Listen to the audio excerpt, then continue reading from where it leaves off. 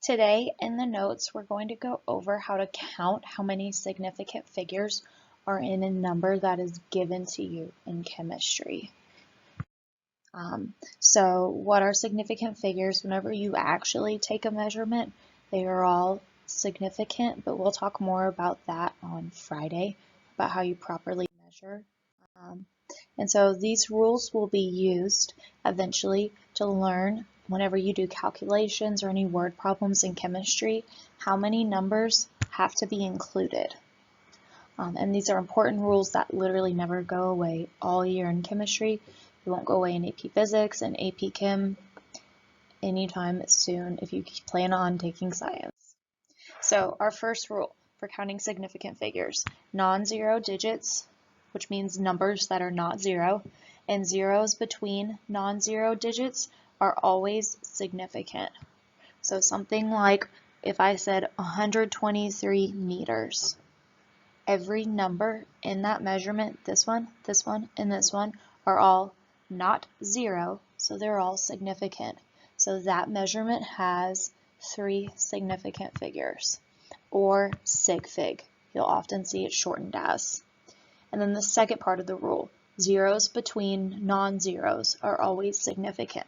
So if I have something like 101, this number is significant because it's not zero, so is this one, but this zero is sandwiched in between them, so it counts for being significant.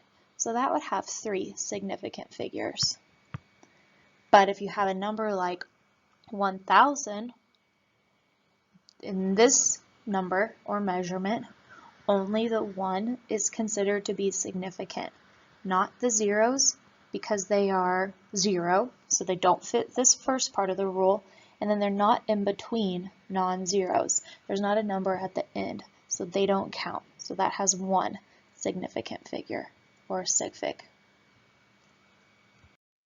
Our second rule, leading zeros are not significant, ever. Do you remember in elementary school, you had a line leader? That was the person in front of the line. Well, a leading zero with a number are the zeros in front. So we had like 0.000101. None of these zeros are significant because they're in the front. But then this 1 is significant because our last rule, it's not 0. This 1 is also significant, and then this 0 is significant because it's sandwiched in between.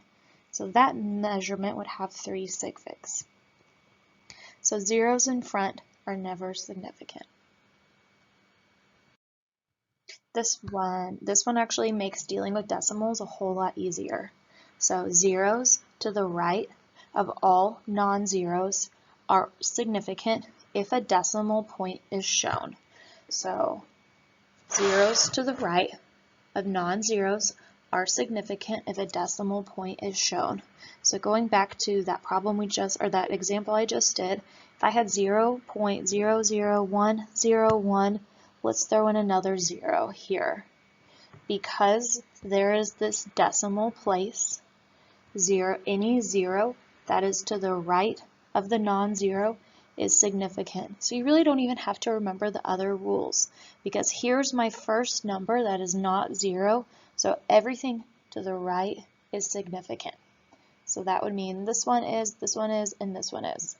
So that one, and of course the one is, has 4 significant figures.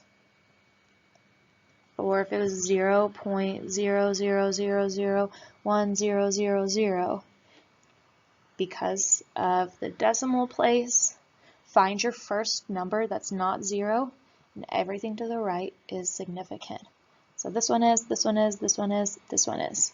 It has 4 significant figures. These guys are not significant because they are not to the right of the non-zero. They are the leading zeros, so they do not count. And then for the last part, any values written in scientific notation, the digits and the coefficient are significant. So scientific notation is something like 2.60 times 10 to the 22.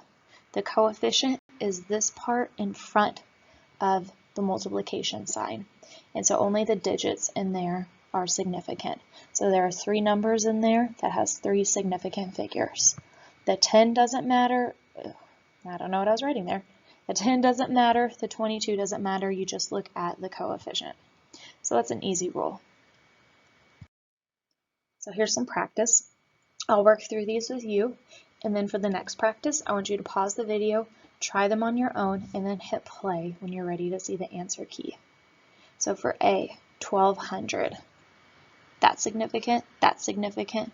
These are not, because there's not a decimal place, and they're not in between non-zeros, so that one has 2 significant figures.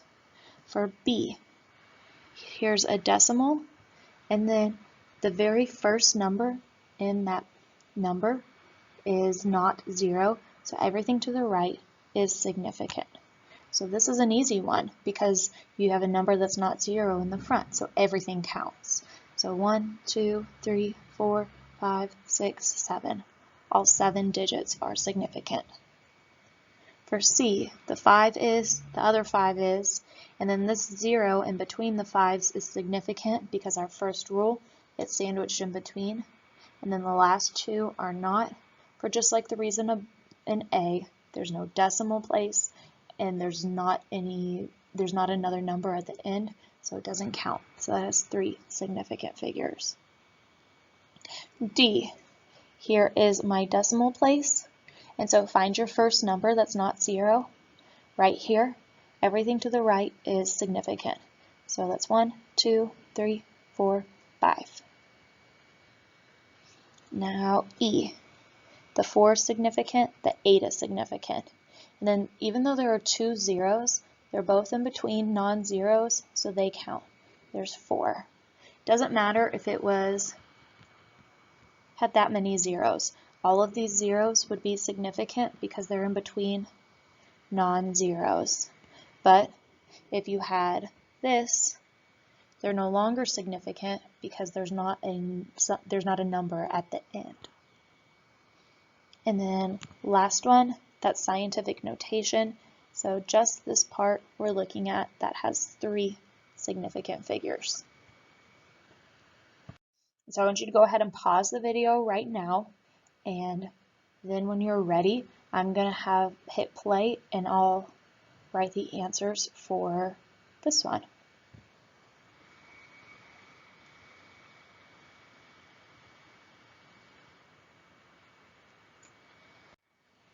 Okay, and here's the answers for 1 through 20. If you didn't get a lot of these correct, maybe go back, rewatch some of the video, contact your teacher.